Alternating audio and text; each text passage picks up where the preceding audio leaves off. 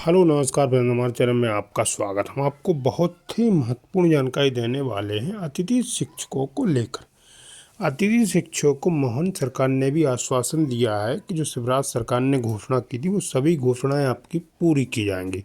वो अतिथि शिक्षकों की भी मांग है कि सरकार ने जो घोषणा की थी 2 तारीख को वो लागू की जाए। उनकी सब अतिथि शिक्षकों की एक ही मांग है कि वो घोषणाएं जो की हैं वो लागू की जाए।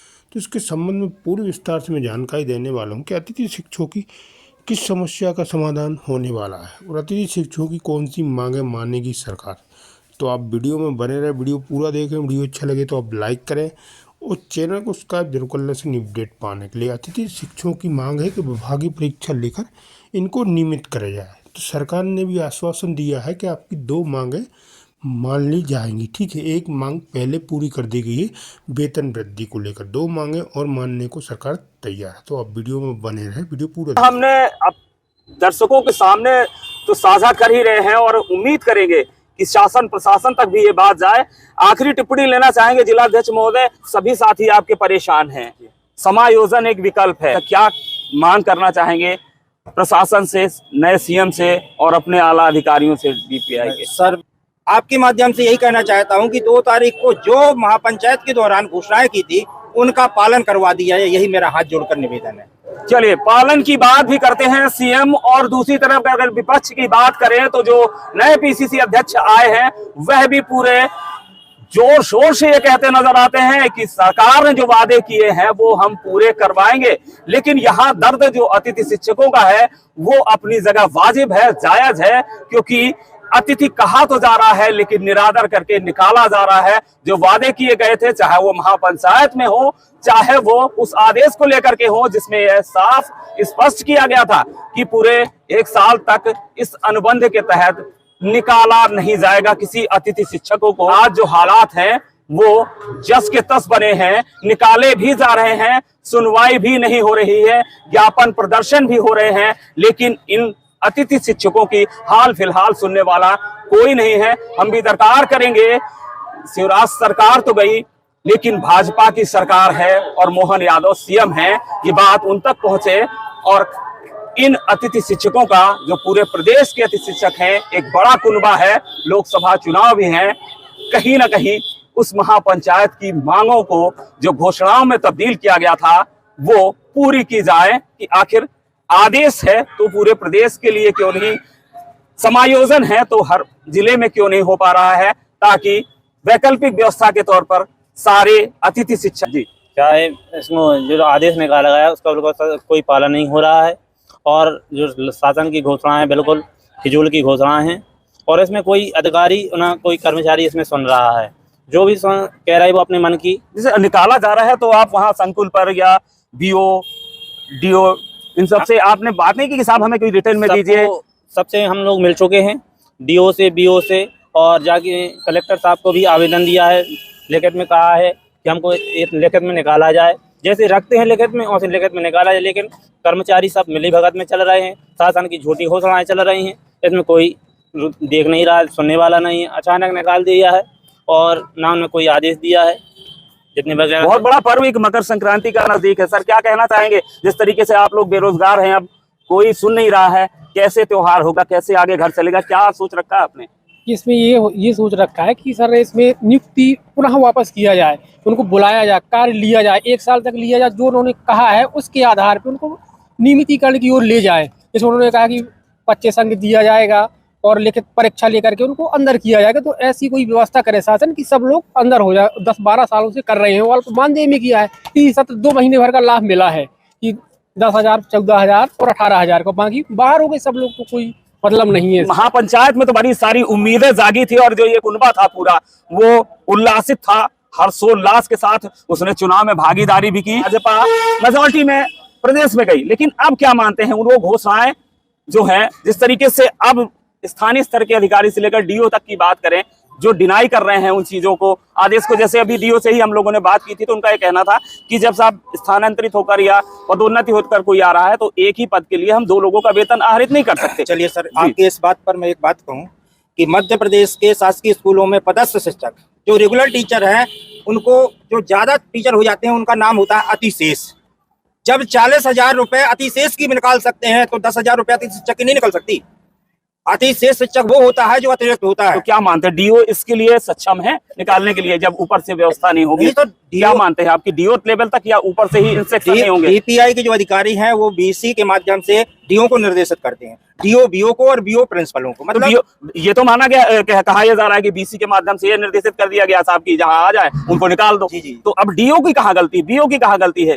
गलती तो फिर ऊपर लेवल से ही। बिल्कुल ऊपर छोटे कर्मचारी जो है, जितने भी छोटे अधिकारी हैं डीओ बीओ लेवल के, संकुल प्राचार्य, इनकी उतनी गलती नहीं है, क्योंकि ऊपर से जैसा निर्देश दिया था तो वो कर्मचारी हैं बेचारे डर के मारे अतिथि शिक्षकों को निकाल देते। लेकिन ये ऊपर डीओ को ऊपर डीपीआई में बात करनी चाहिए, उनको संज्ञान में लेना चाहिए कि अतिथि शिक्षकों को जब सरकार ने कहा है कि नहीं निकालना है तो हम कैसे निकालें, क्यों निकाल रहे। एक उद्देश्य रखा और मेरा नाम दुर्गेश द्विवेदी है। मैं अभी तक माध्यमिक शाला देवरी में अतिथि शिक्षक के रूप में पदस्थ रहा हूँ और कल शिक्षक आ जाने के बाद मुझे कह दिया गया कि आप जो है आज से स्कूल से मुक्त होते हैं।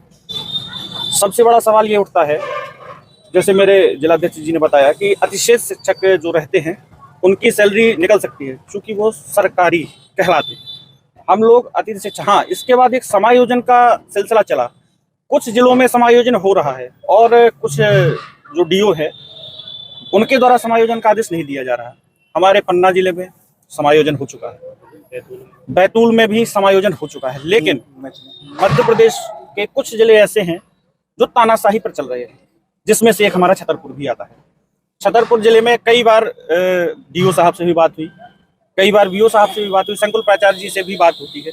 उनका कहना यह होता है कि हमारा शीर्ष जो उच्च अधिकारी हैं जो कहेंगे हम वो मानेंगे। तो क्या उच्च अधिकारियों को ये नहीं लगता कि जो अतिथि शिक्षक है इनके भी बाल बच्चे हैं, ये भी अपना परिवार कहीं ना कहीं भरण पोषण इस वर्ग का भरण पोषण जो है तनख्वाह से होता है, मानदेय से, सॉरी तनख्वाह तो नहीं बोलेंगे, मानदेय से होता है, और वो मानदेय भी पर्याप्त रूप से प्राप्त नहीं हो रहा है।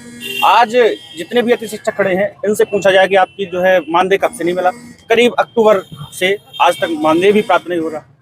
ये सब बातें जो बहुत दिल को वेदना पहुंचाती है और किसी के द्वारा भी ये नहीं बताया जा सकता कि आपका भविष्य क्या है। कोई अपने भविष्य के प्रति सुरक्षित महसूस नहीं कर रहा है। क्या कहेंगे सर, जिस तरीके के हालात बताए, समायोजन की अगर बात आई है निकलकर, तो समायोजन जहां भी हो रहा है, जिन जिलों में हो रहा है, क्या वहां के लिए अलग नियम है, क्या वहां अलग कानून मध्य प्रदेश से अलग लागू होता है?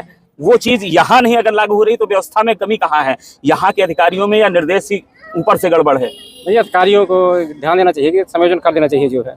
अगर पद कहीं खाली हो रहा है कहीं तो वहाँ कर दे समायोजन जो है। भाई अगर कोई पद यहाँ भर रहा है तो कहीं खाली हो रहा होगा तो वहाँ पर कर दे जो है, जिससे दूसरे का भी जो है समायोजन की व्यवस्था से कहीं ना कहीं राहत मिल सकती है कुछ लोगों को। बिल्कुल राहत मिलेगी, लेकिन ये वैकल्पिक है, बाकी सभी लोगों को तो इससे राहत नहीं मिल पाएगी। वैकल्पिक है।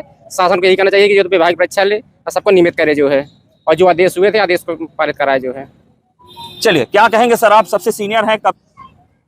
सन 2011-12 से अतिथि शिक्षक का कार्य कर रहा हूँ। जी जी। अभी कहाँ और पर? अभी भी कार्यरत है। हम शासकीय उच्चतर माध्यमिक विद्यालय छठी बमौरी में वर्ग 1 जीव विज्ञान के पद पर हम पदस्थ हैं। जी जी। और हम इस शासन से यह चाहते हैं कि शासन हमारी विभागीय परीक्षा सभी अतिथियों की जो कार्यरत रहे हैं और जिनको बाहर का रास्ता दिखाया जा रहा है, सभी की विभागीय परीक्षा लेकर के वो अंदर कर सकती है। और अभी वर्तमान में जो निकाले जा रहे हैं उनको ऐसा नहीं है, संकुल वाइज जो पद वर्ग 3 के खाली होंगे तो जो पद खाली हों वहाँ पे उनको समायोजित किया जा सकता है। इस सत्र की पढ़ाई भी कहीं समाप्त नहीं होगी, प्रभावित बच्चे भी शिक्षित हो जाएंगे और उनका कार्य भी हो जाएगा। लेकिन शासन नहीं चाहती है, हैं? और हम तो ये चाहते हैं कि जो शिवराज जी ने, हमारे मामा जी ने जो घोषणाएं की थी उनमें से एक ही लागू की गई। उनकी और घोषणाओं को पता नहीं है कि शासन स्तर पर क्या चल रहा है, क्या किया गया है। उन घोषणाओं को जल्दी से शीघ्र लागू किया जाना चाहिए, जिससे कि ये अतिथि हैं इतने कमजोर तबके से हैं, जरूरी नहीं 1-2% ही अतिथि ऐसा हो सकता है जो घर से थोड़ा मजबूत हो, अन्यथा सभी के सभी बहुत ज्यादा गरीब है। नहीं तो ग्रामीण क्षेत्र में कोई काम करने नहीं जाएगा, बहुत गरीब तबके से हैं और जो कार्य करते हैं बड़ी ईमानदारी मेहनत लगन से काम कर रहे हैं और उनका पूरा सरकार ध्यान दे। और हम यही चाहते हैं जो हमारे नए सीएम साहब श्री मोहन यादव जी हैं कि शायद हमारा पूरा अच्छा ध्यान दे और शीघ्र से। अतिथि शिक्षक हूँ जी जी। लेकिन अपने जो हमारे अतिथि शिक्षक भाई हैं जो हमारे 2 तारीख को पंचायत महापंचायत में घोषणाएं हुई थी, उसमें माननीय पूर्व से मुख्यमंत्री जी ने जो घोषणाएं की थी, उन्होंने एक घोषणा के अलावा भी कोई भी घोषणा लागू नहीं की है। इससे हमारे अतिथि शिक्षकों को अब आए उच्च पद प्रभार से जो शिक्षक आ रहे हैं, उनके आने पर अतिथि शिक्षकों को क्रम बाई क्रम बाहर किया जा रहा है। तो शासन को इसमें विशेष ध्यान देना चाहिए कि जब घोषणाएं भी हो चुकी हैं, और दूसरी बात ये भी आदेश दिया गया 3 तारीख के बजाय 4 को, जो 3 को आया था वो हटाने का था, 4 को आया वो न हटाने का था, कि मतलब किसी भी अतिथि शिक्षक को बाहर नहीं किया जाएगा। तो उस आदेश का पालन न होते हुए सभी को बाहर किया जाता है। हम श्रीमान जी से या DPI महोदय, आयुक्त महोदय से ये कहना चाहते हैं कि हमारे जो अतिथि शिक्षक बाहर हो रहे हैं, उनके लिए कोई ऐसा आदेश निकालें कि उन्हें बाहर ना किया जाए और उन्हें समायोजन किया जाए। जिस संकुल से में पढ़ा रहे हैं, उसी संकुल के अंतर्गत वर्ग 3 में जगह खाली हो रही हैं, उन जगहों पर अतिथि शिक्षकों को अंदर किया जाए, वहाँ समायोजन उनका कर दिया जाए। और शासन के पास ऐसे काफी विकल्प हैं जो अतिथि शिक्षकों का उद्धार कर सकते हैं। जी, क्या शुभ नाम है आपका? आगे आ जाइए जी। क्या कहना चाहेंगे इस पूरे चाहते हैं कि जैसे संकुल में अपने जब अभी पदवृद्धि हुई है जो शिक्षकों की, उसमें अतिथि शिक्षकों को हटाया जा रहा है, तो कहीं ना कहीं समायोजन उनको किया जा रहा है। क्योंकि अभी जो वर्ग 3 से पदवृद्धि उनके वर्ग 2 में हुई है या 2 से 1 में हुई है, तो उनको जैसे 2 वालों की हुई है तो वो 1 में हुए हैं, 2 वालों की जगह खाली हो जाएगी उनके लिए।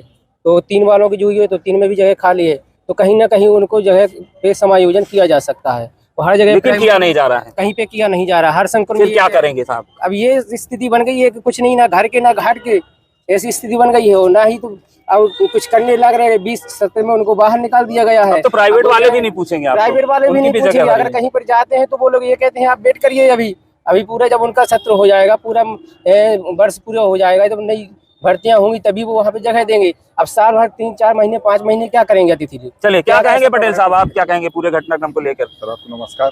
सर भरत पटेल। अब निकाल दिए गए हैं सर, अब क्या कहें हम बहुत परेशान है। अब जैसे नवंबर को निकाल दिया गया था मैं, तो मेरी जगह आए हैं तो वो बोल रहे थे, कह रहे थे आप उठाइए अपना टंडीला। मुझे बहुत खराब लगा, मैंने कहा जी सर, उन्होंने विदाई कर दिया मुझे। मतलब कहते तो अतिथि हैं लेकिन ऐसे करके भगा। हाँ, ऐसे करके। मेरे साथ जो सर भी थे वो भी कह रहे थे यार ऐसा नहीं बोलना। जो मैंने कहा देख लीजिए सर, तो काफी ऐसी बातें हुई। अब बताइए अब क्या करेंगे, ना समायोजन हो रहा है कुछ। चलिए, तो जिस तरीके की समस्याएं हैं